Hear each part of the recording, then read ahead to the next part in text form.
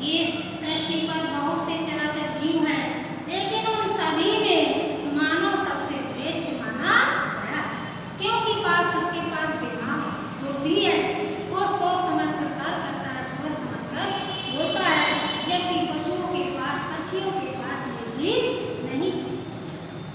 सुख राग, सुख माने तोता, पक्षी केवल थोड़ी सी समझने योग्य बातें उच्चारित कर सकते हैं, इसी से अन्य नवचारियों की अपेक्षा अदृढ़ समझे जाते हैं।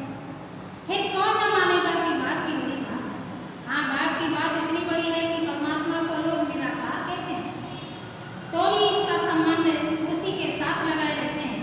वेद ईश्वर का वचन है, कुरान शरीफ कलामुल्लाह है, होली बाइबल का संबंध उसके साथ वर्ड ऑफ गॉड है। ये वचन कलाम वर्ड, ये जो वचन कलाम वर्ड बात के ही पर्यायवाची शब्द है, जो प्रत्यक्ष रूप के बिना स्थित नहीं कर सकते।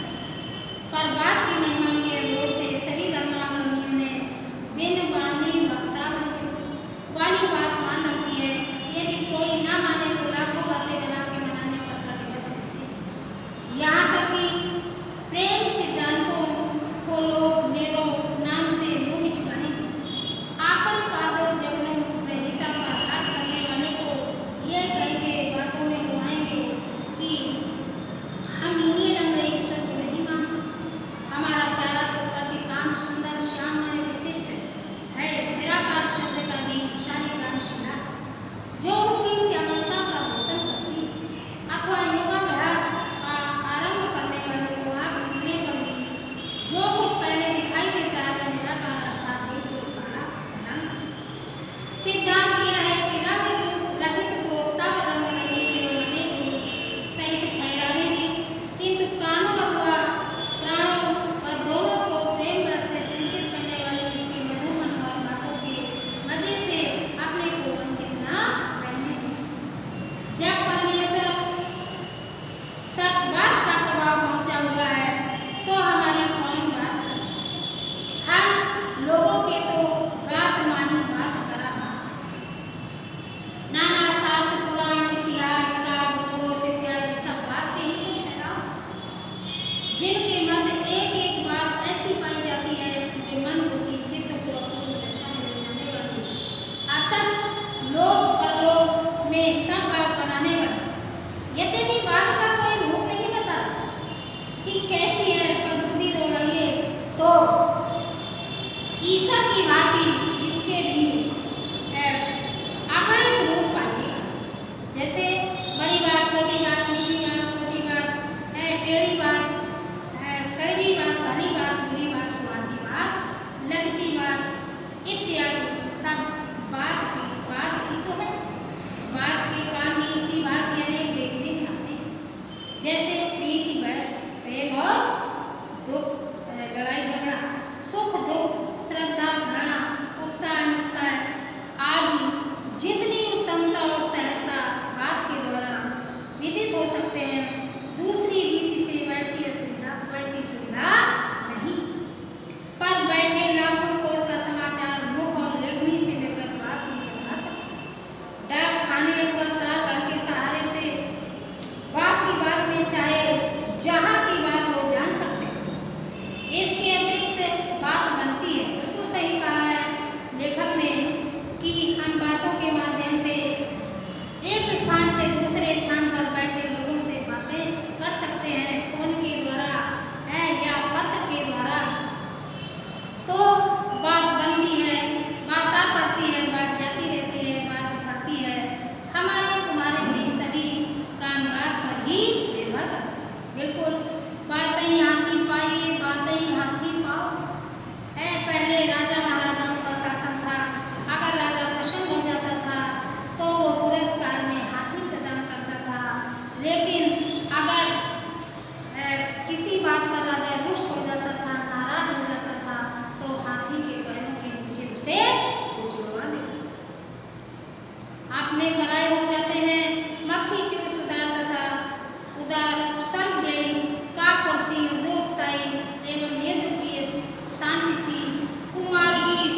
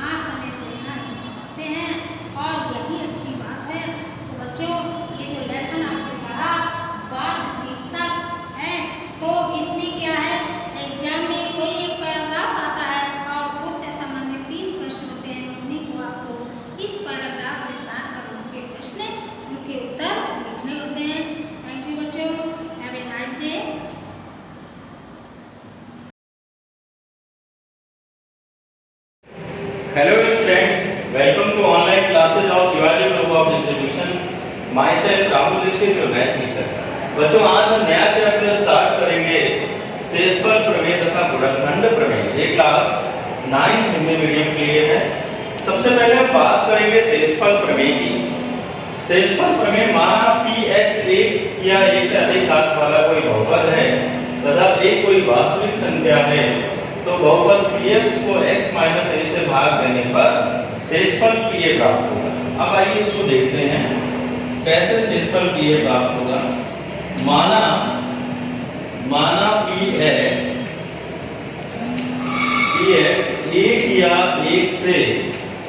एक या एक से अधिक घात वाला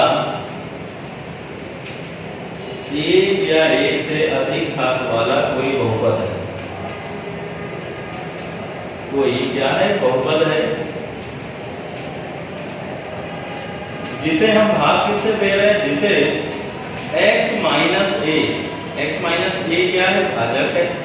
जिसे भाजक x माइनस a से भाग देने पर भाजक x माइनस a से भाग देने पर भागफल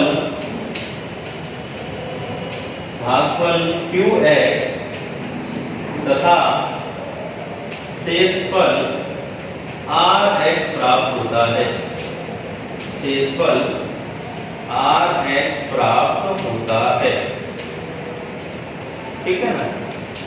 ये हमने माना है। हम जानते हैं भाज्य बराबर क्या होता है? भाज्य बराबर भाजक गुणे भागफल, भाजक गुणे भागफल धन शेषफल। अब देखिए भाज्य क्या दिया है? px क्या है? भाज्य है। भाजक क्या है? x माइनस a से भाग दे रहे हैं। x माइनस a हमारा क्या है? भाजक है। भागफल देखिए हमने क्या माना है? qx। ठीक है ना? px को जब हम x माइनस a से भाग देंगे तो भागफल क्या प्राप्त होगा? qx प्राप्त होगा और शेषफल क्या प्राप्त होगा? rx। तो भाज्य बराबर भाजक गुणे भागफल प्लस शेषफल। शेषफल क्या है? हमने क्या माना है? rx। ठीक है, इसको हम क्या मान लेंगे? समीकरण a। ये हम पिछली क्लास में हमने पढ़ा है। भाज्य बराबर भाजक गुणे भागफल प्लस शेषफल। ठीक है, ये हम जानते हैं। px क्या है? भाज्य है। x माइनस a भाजक है। qx भागफल है और शेषफल क्या है? rx है। अब देखिए भाजक क्या है? भाजक x माइनस a की घात क्या है? 1 है। देखिए भाग की क्रिया जब हमने क्लास 8 में भी पढ़ा है, भाग की क्रिया तब तक करते हैं जब तक शेषफल की घात भाजक की घात से कम ना हो जाए। ठीक है ना? अगर हमने भाजक से जो है, अगर भाजक की घात 1 है तो भाग की क्रिया में कब तक करनी है? जब तक कि शेषफल की घात भाजक की घात से क्या ना जाए? कम ना हो जाए। यदि भाजक की घात 1 है तो भाग की क्रिया कब तक करेंगे? जब तक शेषफल की घात हमें शून्य प्राप्त नहीं होगी। यदि भाजक की घात 2 है तो भाग की क्रिया हम तब तक करेंगे जब तक शेषफल की घात हमें 2 से कम यानी 1 या 0 प्राप्त नहीं हो। ठीक है ना? तो अब देखिए यदि भाजक x माइनस a की घात 1 है, a क्या है? a कोई आपका क्या है? संख्या है। a कोई वास्तविक संख्या है यानी x है। यहाँ पर x की अधिकतम घात क्या है? 1 है। तो भाजक x माइनस a की घात क्या है? 1 है। तो शेषफल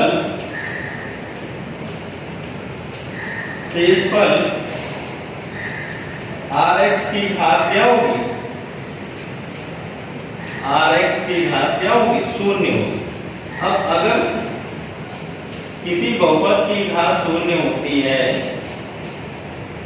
यदि किसी बहुपद की घात 0 होती है तो वह बहुपद क्या होता है? अचर होता है। क्या होता है? अचर होता है। इसका मतलब अतः rx कोई एक क्या होगा? नियतांक होगा, कोई अचर संख्या। इसको हमने क्या मान लिया है?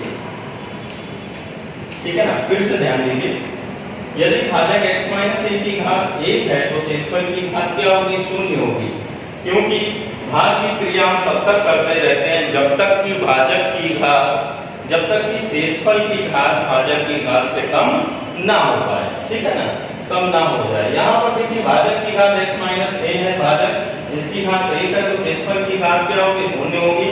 यदि किसी बहुपद की घात शून्य होती है तो वह बहुपद क्या होता है, अचर बहुपद होता है, यानी वह संख्या प्राप्त होगी। तो अब इसका मतलब क्या, Rx बराबर क्या होगा, एक कोई अचर मान प्राप्त होगा, वो हमने क्या मान लिया, k।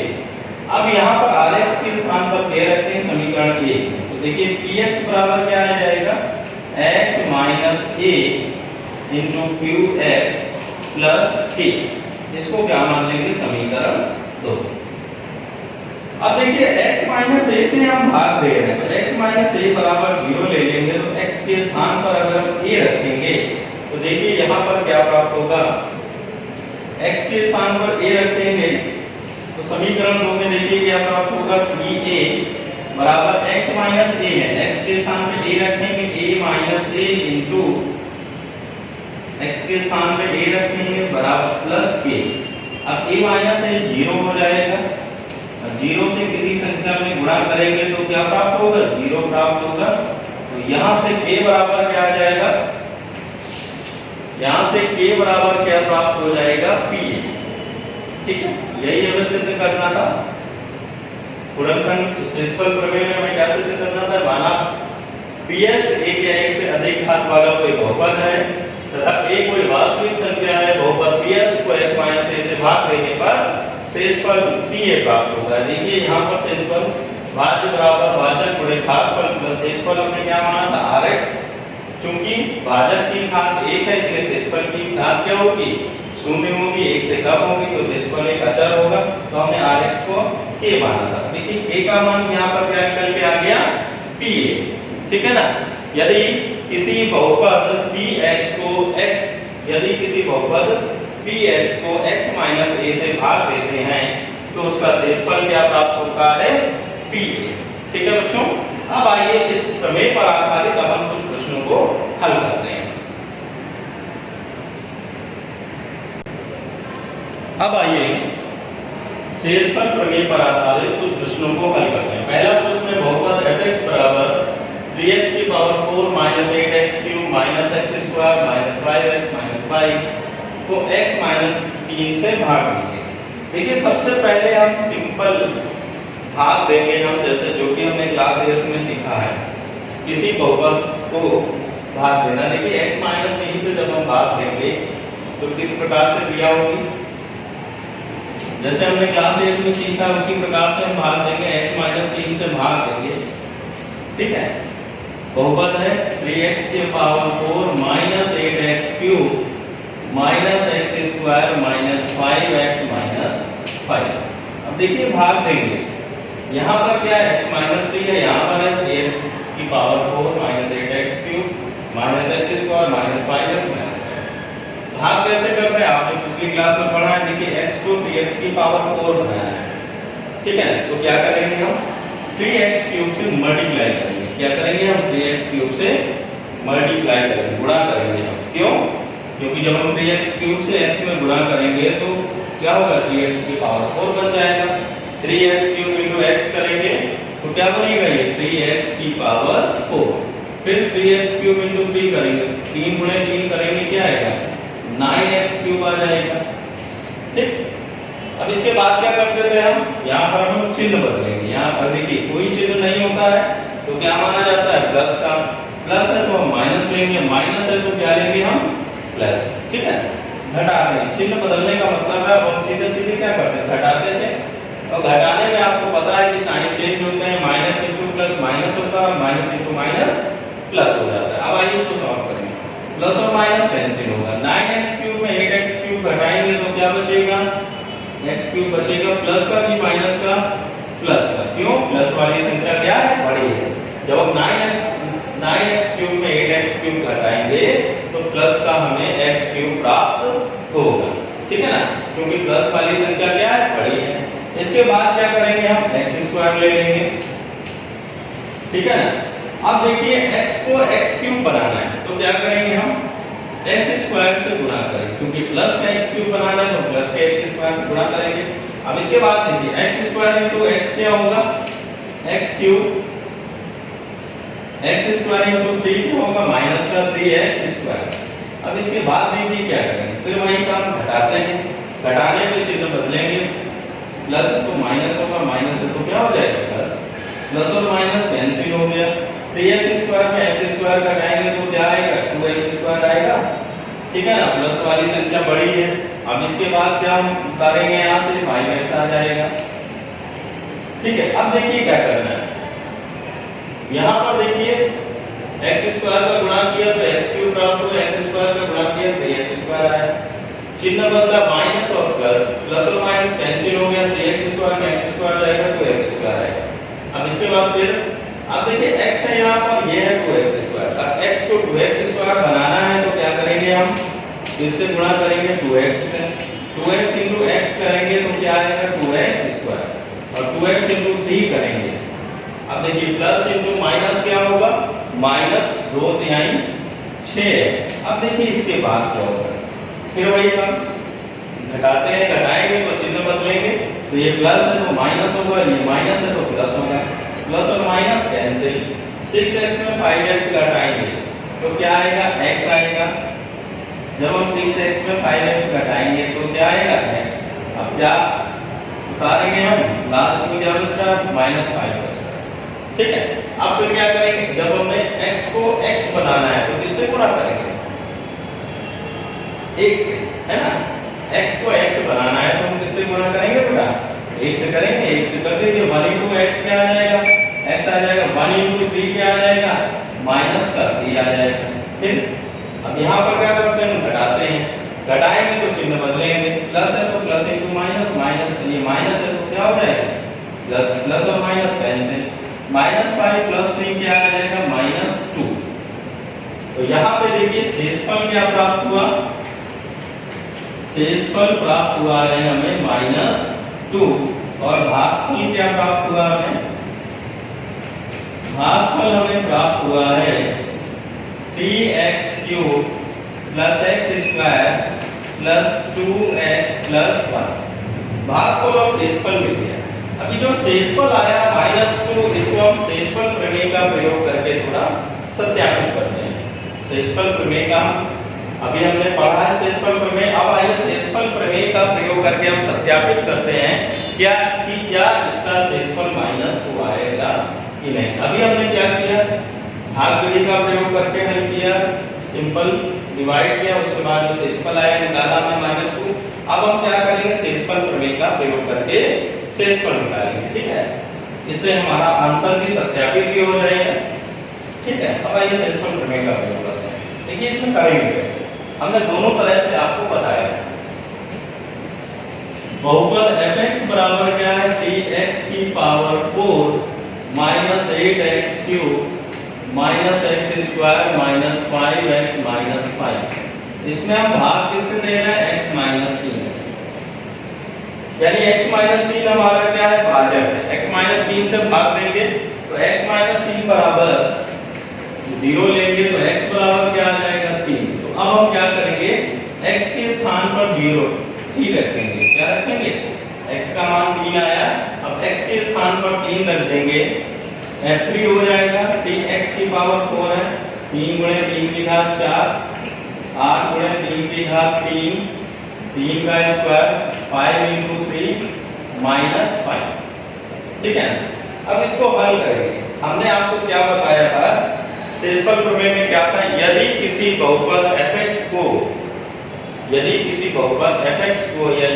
बहुपद px को x माइनस a से भाग देते हैं तो pa हमारा क्या प्राप्त होता है, शेषफल। वही काम है, यहाँ पर x माइनस 3 से भाग देंगे तो x बराबर क्या आ जाएगा, 3, जो हमारा f3 होगा यही हमारा क्या होगा, शेषफल। अब आइए इसको हल करते हैं।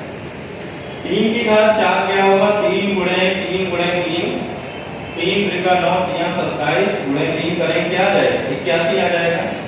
8 गुणे क्या आएगा, 27 आएगा, माइनस 3 की घात 2 9, 5 गुणे 3 15 आएगा, माइनस 5।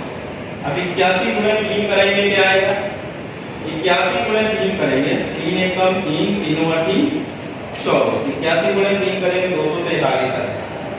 ठीक है ना, प्लस का अब यहाँ गुणा करेंगे 8 से 56 पीछे हासिल 5, 8 दूनी 16 और 5, 16 और 5 क्या होगा 21 होगा, 216। अब देखिए माइनस वाले जोड़ेंगे 15, 5, 20 और 9 29। ठीक है, अब यहाँ पर देखिए 243 माइनस, अब यहाँ पे जोड़ेंगे 9 6 15 की 5 हासिल 1, 2 3 और 1 4 माइनस 245। यहाँ पर क्या था 243 है। ठीक है, 216 और 29 जोड़ेंगे तो क्या आएगा 245 आएगा, दोनों ही माइनस के इसलिए साइन किसका आएगा माइनस का आएगा। अब 243 में 245 माइनस करेंगे तो क्या आएगा माइनस का 2। यहाँ से शेषफल f3 बराबर हमें क्या प्राप्त हो गया माइनस का 2। यही हमने निकाला था भाग की क्रिया करके भी, ठीक है ना। तो यहाँ से हमें शेषफल प्रमेय का प्रयोग करके भी शेषफल हमें क्या प्राप्त हो गया था -2। ठीक है, अब आइए समझ में आ गया होगा आपको। अब आइए इस पर आधारित प्रश्न नंबर 2 हम करते हैं, थोड़ा दूसरे प्रकार का है ये पहले प्रकार का प्रश्न था, हमने आपको इसको दोनों तरह से बता दिया। ठीक है, डिवाइड कर।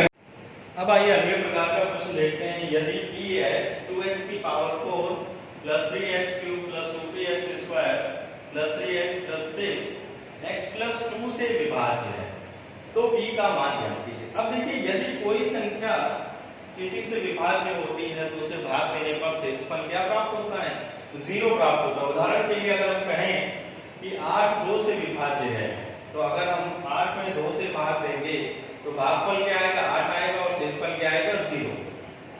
ठीक उसी प्रकार यदि यह बहुपद x प्लस 2 से विभाज्य है तो x प्लस 2 से भाग देने पर शेषफल क्या आएगा 0 प्राप्त होगा। अब देखिए px बराबर 2x की पावर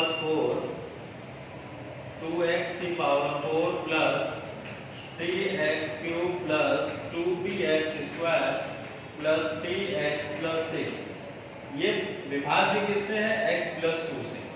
तो x प्लस 2 बराबर 0 ले लेंगे तो यहाँ x बराबर क्या आ जाएगा -2।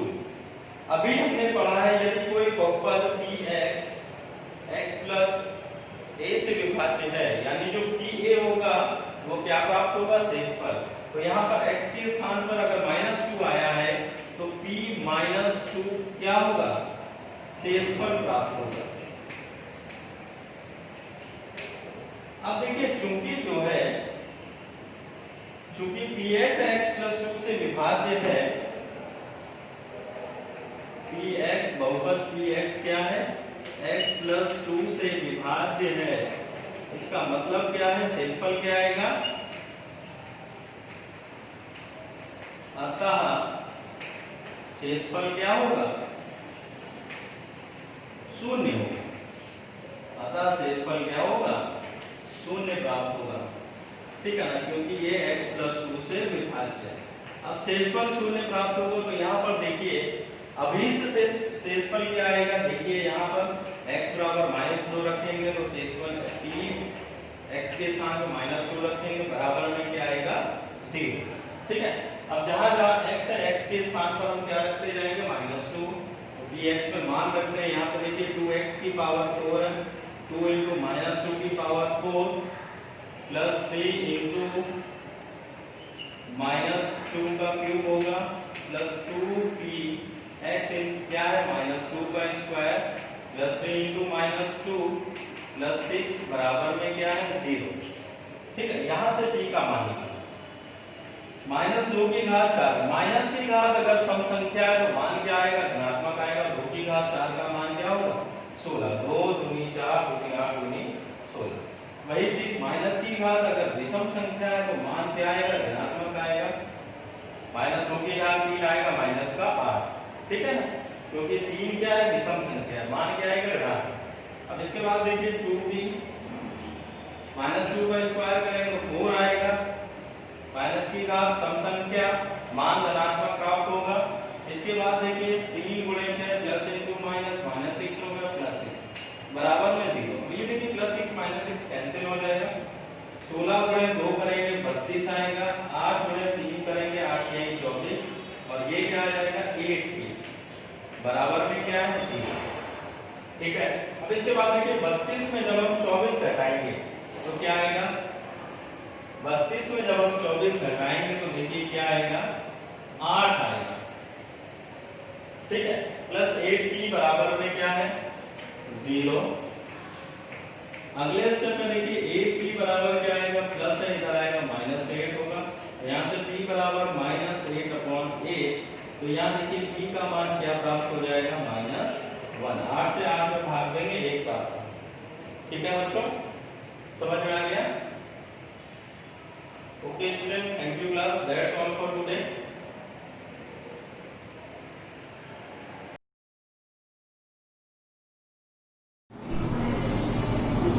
Hello students, welcome to online classes of Shivaji group of institution. बच्चों, ये हमारा ज्योग्राफी का चैप्टर 3 है जिसका की नाम है अपवाह। इसके पहले हमने हिस्ट्री का चैप्टर पढ़ा जिसका नाम था वन्य समाज एवं उपनिवेशवाद। अब हमारा ये ज्योग्राफी का चैप्टर है। अपवाह का क्या मतलब होता है? सबसे पहले हम, जैसा कि मैं हर वीडियोस में बोलती हूँ कि हमको पहले पता होना चाहिए कि हम कौन सा चैप्टर पढ़ने जा रहे हैं। हमें उस चैप्टर के नेम का भी मतलब पता होना चाहिए कि व्हाट इज अपवाह। इंग्लिश में हम अपवाह को ड्रेनेज बोलते हैं।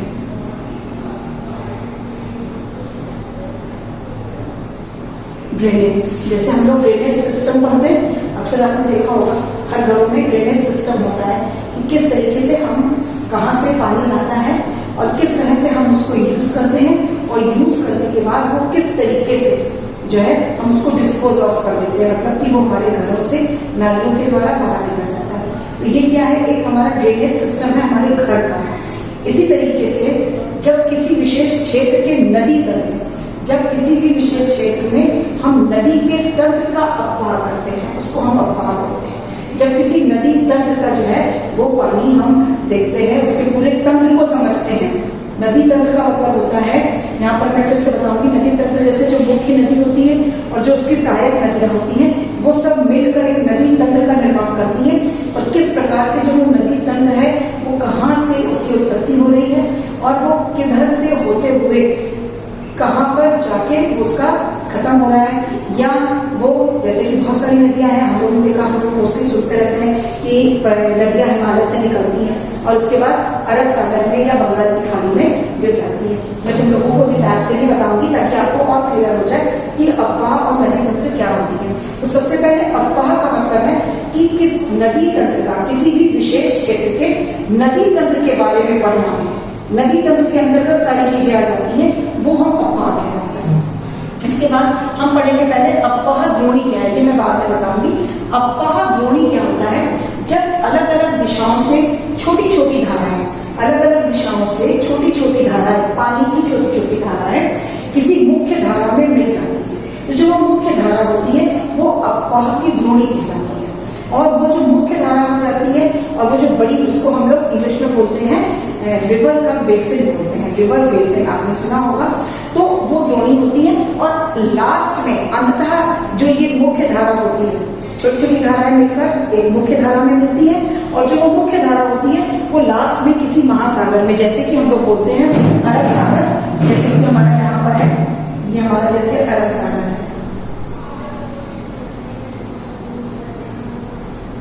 और ये हमारा है बंगाल की खाड़ी। ठीक है, तो ये हमारी क्या है, ये हमारे महासागर है, या नीचे हिंद महासागर भी है, आपको मालूम होगा। तो इस तरीके से जब छोटी छोटी धाराएं अलग अलग दिशाओं से आकर किसी मुख्य धारा में मिलती हैं, इसके बाद वो एक द्रोणी बनती है, और वो द्रोणी, अपवाह द्रोणी जो होती है, जब वो जाकर किसी महासागर में गिर जाती है, तो नदी तंत्र द्वारा जिस क्षेत्र का जल प्रवाहित होता है वो उसकी अपवाह द्रोणी कहलाती है। मतलब कि जिस जल का प्रवाहित होने का मतलब होता है कि अलग अलग दिशाओं से आ रही है, ठीक है, फिर वो एक रिवर में मिल रही है, एक नदी में मिल रही है, तो वो एक द्रोणी बन रही है, और फिर वो जहां पर भी प्रवाहित होकर जा रही है वो उसकी अपवाह द्रोणी, मतलब वो उसकी अपवाह द्रोणी का मतलब वो उसका रास्ता कहलाता है, क्योंकि उसके बाद वो दूसरे रास्ते से अब अलग दिशाओं से आई, लेकिन अब जा उसी दिशाओं में नहीं है ना, क्योंकि वो किसी महासागर में जाकर मिलेंगी, तो वो उसकी अपवाह द्रोणी कहलाती है। अब देखिए थर्ड चीज है जल विभाजक। जल विभाजक का मतलब होता है जब कोई दो द्रोणी, मान लीजिए पानी। द्रोणी का मतलब क्या हुआ, जब अलग अलग धाराओं से मिलकर दो मुख्य धाराएं बन गई। अब मान लीजिए कोई दो मुख्य धाराएं हैं, अब उन दो मुख्य धाराओं को जब कोई भी पर्वत या कोई उच्च भूमि, कोई बड़ी चीज, कोई बड़ा, मतलब अब भाई नदियां हैं, तो ये तो हम नहीं कह रहे ना कि छोटे छोटे सी ईंटें रख दी और चेंज हो गया, लेकिन तब भी जैसे आप पानी कहीं से धारा से गिराइए, क्लियर है, आपने धारा से पानी गिराया, फिर आप बीच में वहां पे कोई छोटी सी चीज रख दीजिए, कोई ईंट या छोटा सा पत्थर का टुकड़ा अगर आप रखते हैं, तो आप देखेंगे पानी उसके दोनों तरफ से निकल जाता है। थोड़ा पानी इधर से निकल जाएगा, थोड़ा पानी इधर, क्योंकि पानी रुकता नहीं है, उसको रास्ता चाहिए। तो जो आपने वो स्टोन, छोटा सा पत्थर रखा, वो क्या हो गया, वो जल विभाजक हो गया, क्योंकि उसने जल को दो भागों में विभाजित कर दिया। तो ऐसे ही जब हम नदियों को विभाजित करते हैं, तो कोई पर्वत होता है या कोई उच्च भूमि होती है, जब वो उसको दो भागों में विभाजित करती है, तो वो हमारा जल विभाजक हो जाता है। फिर आ जाओ, अपवाह तंत्र क्या होता है। अपवाह तंत्र का मतलब होता है, हमने भी आपको बताया कि अपवाह क्या चीज होती है, किसी भी नदी तंत्र का जो है वो छोटी छोटी अलग अलग धाराओं से आना, एक द्रोणी एक मेन धारा में मिलना और उसके बाद उसका महासागर में प्रवाहित हो जाना, ये हमारा हो गया अपवाह। तो अब इस अपवाह तंत्र में जो है वो किसी एक तरीके से नहीं होता, इसके बहुत सारे विभिन्न से रूप होते हैं। जैसे नदी, हम यहाँ पे पहले पढ़ेंगे अपवाह तंत्र क्या है। नदी या सहायक धाराओं द्वारा निर्मित जल प्रवाह की विशेष व्यवस्था।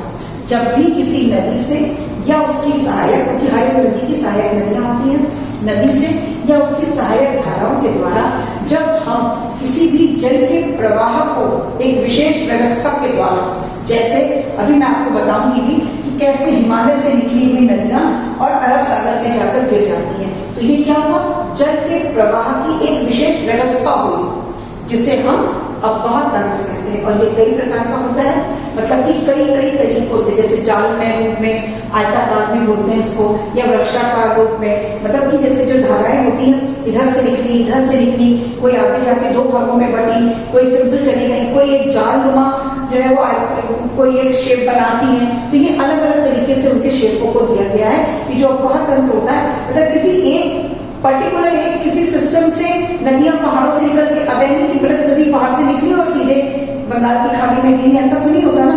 जब वो पहाड़ से निकलती हैं, उसके बाद वो कहाँ कहाँ तक अलग अलग दिशाओं में, अलग अलग जगह पर जब वो फैलती हैं, तो उसके जो प्रकार होते हैं वो जाल में होते हैं, आयताकार, वृक्षाकार, आइए, या कभी कभी जालीनुमा भी होते हैं। तो इस तरीके से जो धाराएं होती हैं उनकी विशेष व्यवस्था होती है प्रवाह की, इसीलिए उसको अपवाह तंत्र बोलते हैं। अपवाह करने का तरीका, उनके अपवाह की एक विशेष व्यवस्था, नदी तंत्र मैंने आपको बता दिया। अब हम ये सबसे पहले समझेंगे कि भारत में अपवाह तंत्र क्या है।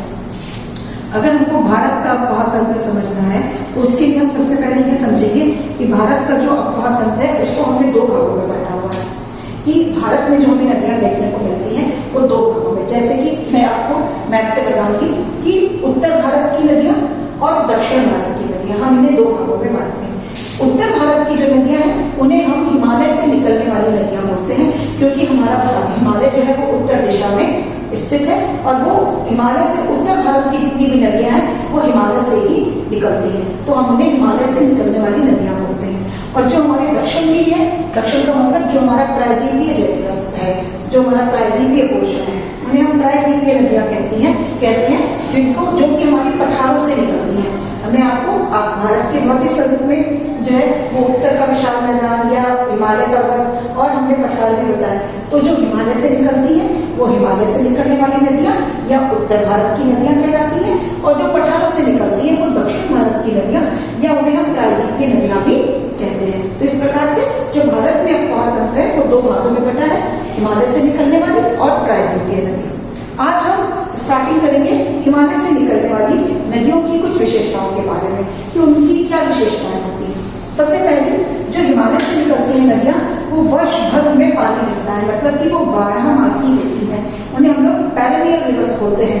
पेरेनियल रिवर्स का मतलब होता है कि वो कभी भी सूखती नहीं है, उनमें पानी कम जरूर होता है पर वो कभी फिनिश नहीं होता है, उनमें पानी बराबर रहता है। क्यों? क्योंकि पानी उसमें वो हिमालय से निकलती है, हिमालय में हमेशा उन्हें हिमालय बर्फ से ढके होते हैं, और जब गर्मी और धूप उसमें पड़ती है तो वो ग्लेशियर्स जो होते हैं, जो बर्फ होती है वो पिघलती है और नदी के रूप में नीचे आती है, तो वो वहाँ पर पानी हमेशा बना रहता है, वो मॉनसून वर्षाओं पर निर्भर नहीं होती है। जैसा कि प्रायद्वीपीय नदियों में हम बताएंगे आपको, वो मानसून पे निर्भर होती है और उनमें पानी वर्ष भर नहीं रहता। बट हिमालय से निकलने वाली नदियां वर्ष भर पानी से भरी हुई होती है। सेकंड है, उत्तरी पर्वत श्रृंखला से निकलती है, दैट्स क्लियर। ये उत्तर के पर्वत श्रृंखला से निकल रही है। भौतिक स्वरूप में बताया था, ये पूरा पोर्शन हमारा हिमालय का है और यहाँ से ये नदियां निकलती हैं। अभी मैं बताऊंगी कि कौन सी नदी कहाँ से निकल रही है। तो सेकंड हमारा हो गया कि ये उत्तरी पर्वत श्रृंखला से निकलती है। थर्ड हो गया, पर्वतों को काटकर गॉर्ज का निर्माण करती है। तीसरा है, एंड नाउ फोर्थ पॉइंट है, ये सिल्ट और बालू भारी मात्रा में संवाहित करते हैं। ये नदियां जो हिमालय से निकलती है, तो जब वो हिमालय से नीचे आती हैं तो वो अपने साथ में काफी सा सिल्ट को हम गाद भी बोलते हैं। गाद का क्या क्या मतलब होता है कि रास्ते में जो भी कुछ है, जो भी वो धार, क्योंकि जब आप कभी भी देखिए कोई भी चीज जब काफी ऊंचाई से नीचे आती है तो वो बहुत तेज धार में आती है, बहुत फ्लो के साथ आती है। जो फ्लो के साथ आती है तो वो अपने साथ में बहुत सारी चीजों को बहा कर ले जाती है। तो वो सिल्ट और बालू को बहुत ज्यादा मात्रा में लाती है और लाकर हमने पढ़ा कि किस तरीके से, देखिए ये हिमालय की नदियां होती है, जब ये नीचे की तरफ आती है और ये अपने साथ में काफी सा सिल्ट लाती है तो वो यहाँ के पार्ट में ले आती है। यहाँ पर हमने आपको भौतिक स्वरूप में बताया था कि यहाँ पर हमारा उत्तरी भारत का मैदान है और जो वो सिल्ट होती है और जो बालू होती है वो क्या करती है, जलोढ़ मिट्टी का निर्माण करती है, जिसकी वजह से जलोढ़ मिट्टी जो होती है वो हमारी बहुत सारी खेती के लिए, बहुत सारी हमारी फसलों के लिए बहुत ही उपजाऊ होती है। तो वो इसी वजह से होती है क्योंकि उसमें सिल्ट की और गाद की या बालू की मात्रा जो होती है वो बहुत अधिक होती है। तो ये इसका एक और पॉइंट हो गया कि अपने साथ में भारी मात्रा में सिल्ट और बालू लेकर आते हैं। इसके बाद ये डेल्टाओं का निर्माण करती है। डेल्टाओं का मतलब होता है जब ये जो है नदियां निकलती हैं पहाड़ों से और उसके बाद जब ये किसी भी महासागर से जाकर मिलती है या बंगाल की खाड़ी में, जैसे कि मैं बताऊंगी आपको, जैसे हमारा सिंधु नदी तंत्र है। चलिए पहले मैं ये बता देती हूँ, उसके बाद मैं डेल्टा में बताऊंगी। सिंधु नदी तंत्र है, जैसे सबसे पहले हमने देखा कि जो हमारी हिमालय की नदियां हैं वो 3 भागों में बटी हुई है, जिसमें मेन है हमारा सिंधु नदी तंत्र। अब सिंधु नदी तंत्र जो है, अब देखिए ये हमारा हिमालय का पोर्शन है। तो जो हमारी सिंधु नदी है वो इस तरीके से हिमालय से निकलती है और इधर से होते हुए ये यहाँ से ये और हमारे अरब सागर में जाकर गिर जाती है। ये सिंधु नदी का जो है वो अपवाह तंत्र है, सिंधु नदी का। इसको मैं यहाँ पर लिख देती हूँ, सिंधु नदी, ये सिंधु नदी का अपवाह तंत्र है। ऐसे ही हमारी है दूसरी गंगा नदी। गंगा नदी देखिए ये हमारा उत्तराखंड है, गंगोत्री से निकलती है ये गंगा नदी इस तरीके से, और ये हमारी यूपी मतलब उत्तर प्रदेश, उसके बाद बिहार और उससे होते हुए पश्चिम बंगाल से होते हुए ये हमारी यहाँ पर जो है बांग्लादेश में भी जाती है थोड़ा, और उसके बाद ये बंगाल की खाड़ी में गिर जाती है। तीसरा जो हमारा इंपॉर्टेंट है वो है ब्रह्मपुत्र नदी तंत्र, जो कि भी हिमालय से निकलती है और अरुणाचल प्रदेश से इंडिया में प्रवेश करती है और ये यहाँ से असम और ये सब होती हुई यहाँ से बांग्लादेश में होती हुई गंगा नदी से मिलती है और उसके बाद बंगाल की खाड़ी में गिर जाती है। अब जहां पर ये हमारी गंगा नदी का तंत्र, ये हमारा ब्रह्मपुत्र नदी का तंत्र, ठीक है। तो जैसे ये गंगा और ब्रह्मपुत्र दोनों नदियां जाकर यहाँ पर मिलती हैं, ये दोनों तंत्र यहाँ पर मिलते हैं, तो ये क्या करते हैं, यहाँ पर डेल्टाओं का निर्माण करते हैं, जो कि मैंने यहाँ पर बताया था कि डेल्टाओं का निर्माण करते हैं। और गंगा और ब्रह्मपुत्र जब नदी मिलके बांग्लादेश के पास यहाँ पर डेल्टा का निर्माण करती है, ये हमारा सबसे बड़ा विश्व का डेल्टा है, जिसे हम लोग सुंदरबन डेल्टा भी कहते हैं, और ये विश्व का सबसे बड़ा डेल्टा होता है। तो इस तरीके से हमने देखा कि किस तरीके से नदियां, जैसे कि ये नदी पहाड़ों से निकली, ये उत्तर भारत से, और किस तरह से ये होते हुए अरब सागर में गिरी, गंगा नदी भी हमने देखी, फिर हमने ब्रह्मपुत्र। तो ये जो हमारा पार्ट है ये हमारा कहलाता है अपवाह तंत्र। जब नदियां, अभी मैं इसमें आपको आगे के नेक्स्ट वीडियो में मैं बताऊंगी, क्योंकि मैंने जगह जगह पर आपने देखा होगा मैंने यूज किया है सहायक, ठीक है, या छोटी छोटी धाराएं, ये सब जो मैंने वर्ड यूज करे हैं, ये नेक्स्ट वीडियो में क्लियर होंगे कि किस तरह से छोटी छोटी धाराएं या एक नदी की छोटी छोटी सहायक नदियां कैसे उसमें से निकलती हैं और वो सब मिलकर एक अपवाह तंत्र को बनाती हैं। और जैसे कि सिंधु नदी है, सिंधु नदी में बहुत सारी उसकी सहायक नदियां हैं, जैसे गंगा की सबसे बड़ी सहायक नदी यमुना नदी। जैसे कि यमुना, सोचिए हम सोचते हैं कि यमुना एक नदी, बट यमुना गंगा की ही सहायक नदी है, गंगा की ही एक निकली हुई इसकी धारा है, बट सबसे बड़ी सहायक नदी है, बस ये। तो अब हम आगे पढ़ेंगे कि गंगा की या ब्रह्मपुत्र की या सिंधु नदी की कौन सी सहायक नदियां हैं और किस प्रकार से ये कहाँ से शुरू होकर कहाँ से निकलती हैं,